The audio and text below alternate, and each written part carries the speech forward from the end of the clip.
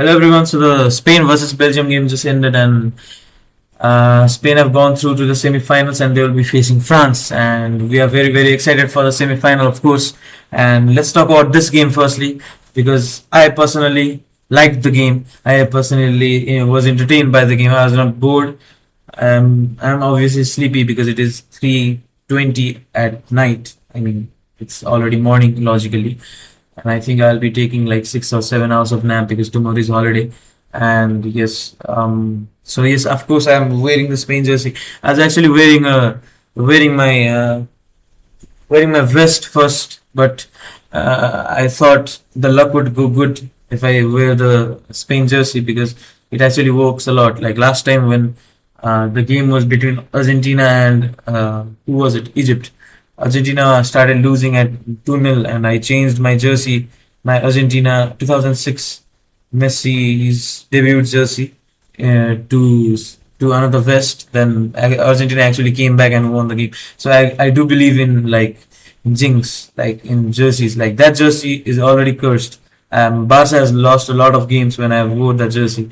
So yeah, I was skeptical when I was watching the Argentina game. Okay, that aside. Let's talk about the game. Let's talk about the game now.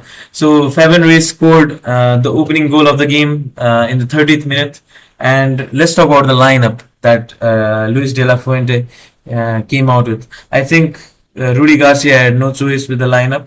I do think them missing who was it? Wasn't Tielemans injured? Yeah, them missing Tielemans was a very big knock to them because I think if Tielemans played, they would have done much better, in my opinion, and it is probably true. So yes, let's talk about this lineup. I agree with everything except for Fabian Ruiz starting, and I do think Bayana.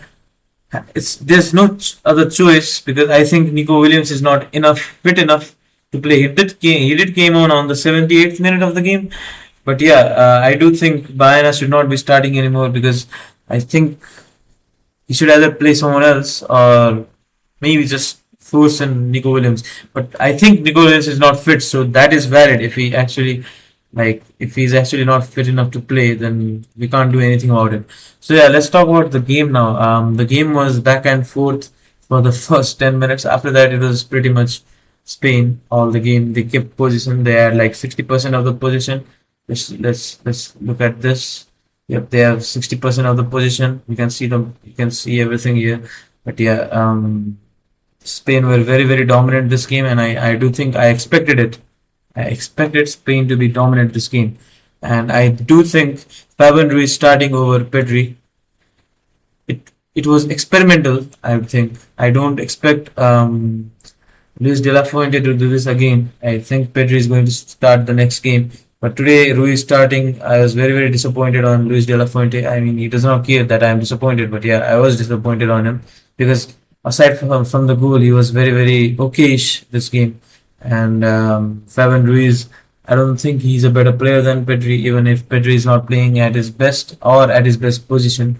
I don't think he's a better 8 than Pedri. I don't think he's a better 6 than Pedri. I don't even think he's a better 10. Maybe he's a better 10 than Pedri. Maybe because he knows how to pop up on some of the chances that are created in this game.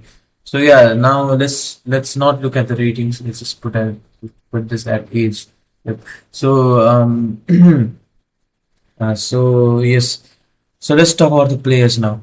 I think Cucurella and Pedro Porro have been very good this tournament. I have been very glad seeing them both work together with their in the on the flanks because Pedro Porro had some really good moments in this game. I think there was one moment where he took the ball all by himself at the end moments of the game, and it was pretty impressive actually.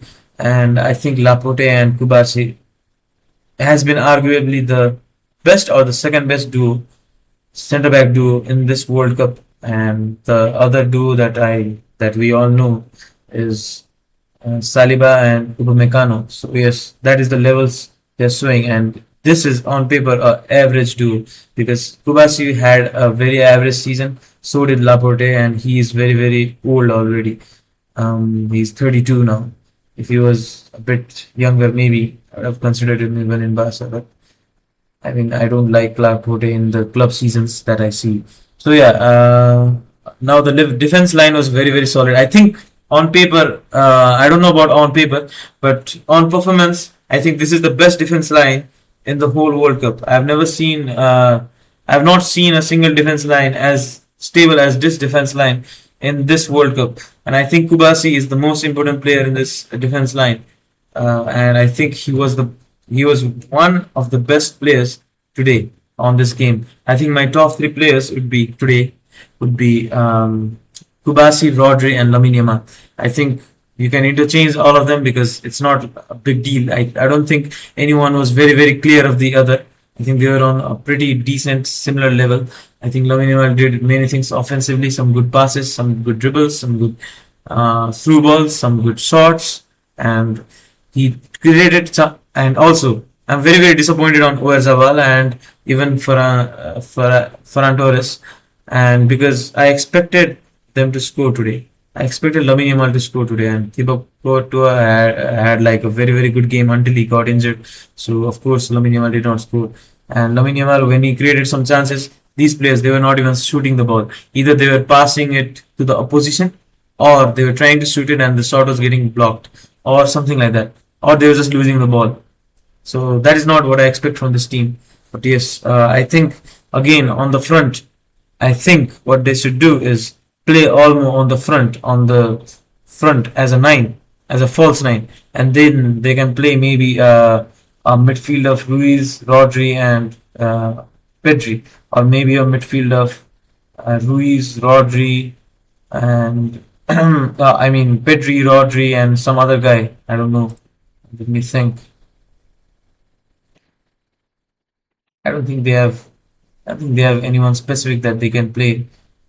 Yes, I think yeah, maybe Gavi, getting giving chances to him, maybe a bit of chance to Nico, not Nico. I mean Mikel Merino. I think Mikel Merino also should be starting because of how good he has been in the clutch moments of the game. I do think like as a super sub he has been better because that's what he is doing right. So I don't think we should change that thing because what if something is going on good, I don't think we should change it.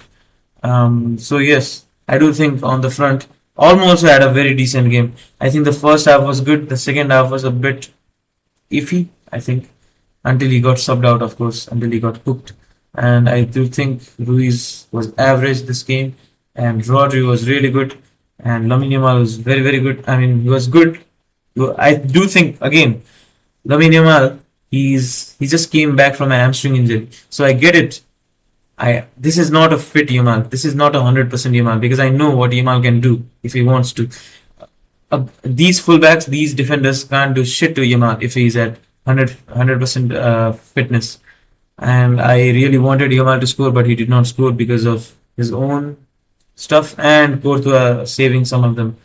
Yes, so Courtois got injured and then Lamens came in and Kubarsi had a really he had an outside the box power shot on Lamens' hand actually, and Lamens instead of like firmly catching the ball, he lost the ball, and then Mikel Merino decided to score the tap and the rebound, and Courtois was very disappointed. Even in the game, you can just see the camera shifted to Courtois after that happened, and he was very disappointed on Lamens. It looked like he was very disappointed. He looked emotional too because this might be his last or his second last World Cup, and this might be his best chance on winning or going ahead in this tournament because next time I don't think Trossard will be at his level. I don't think De Bruyne is playing next time. I don't think Lukaku will be playing next time. Blah blah blah. And let's talk about Belgium because Belgium have been very needy this tournament. I do think they have some talents, but that's just Doku, I guess, because for me, no one has been impressive except him. Even today, he was trying his stuff. There was one moment when Lamine Yamal went past Doku. I was enjoying it, man, because I really wanted this battle of Doku versus Yamal, who's the best dribbler in the world. I do think Yamal came out of on top, and I still think Doku is a really good dribbler, and I think he can start for any team in the world except for some teams where the left winger is Kvaratskhelia or Vinicius Junior. Maybe even okay, yeah, that much. So yes, and also I also want to talk about Kubarsi.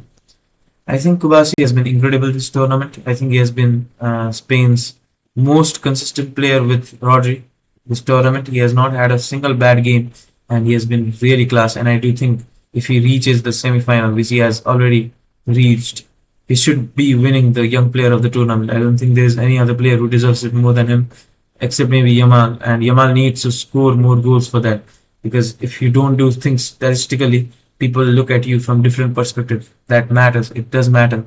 And both of them are very, very young, 19 and 18 aged.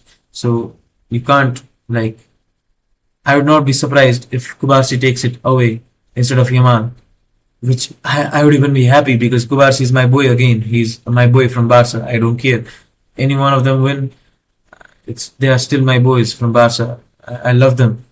Yeah, so that's what all I gotta say for Kubarsi, and I do think now the next game in the semi-finals is going to be interesting. I think France have a better chance on winning against Spain, but I expect Spain to win. No, I don't expect Spain to win. I expect France to win, but I wish Spain wins the game. Let's hope Spain wins the game. Let's hope Lamine Yamal shows up. Let's hope this game goes good and they win the game. So that's it for all I think that's all I gotta say. I don't think nothing like there's not like the game was good. Maybe I was enjoying it as a Spain fan, but there was nothing like outstanding, or there was nothing very, very insane that I gotta say about this game. I think Yamal had some of the moments where he went past players, some of the moments of some of the moments of Farhan, some of the moments of Oyarzabal. They were really, really frustrating. There's one moment of Olmo where Olmo actually, there was no other player on the back line. There was just Olmo and a guy, and I think Olmo saved us from conceding a goal. And Unai Simon, yes, I forgot to talk about Unai Simon. Unai Simon was trash this game. The record he holds of just conceding one goal the whole tournament is very, very carried by his defense line, because I think he has been nothing this tournament, and today he was trash. He could have considered two open goals because he came out of his goal line or his goal post instead of just staying there. Yeah, one was on the last moments of the game where I think it was Laporte who like who cleared the ball, and once it was, I think it was Olmo. Yes, it was Olmo. So yes, I expect a lot from I don't expect much from Unai Simon. I think these two goalkeepers should be starting over him, but they don't, because De La Fuente loves Unai Simon for some reason. I'll never get it. I'll never understand that. And I think Lamens had a very, very bad had a very, very bad cameo, because that is an error led to goal. You should have you should have not you should have not let the ball leave your hand. You should have firmly caught it.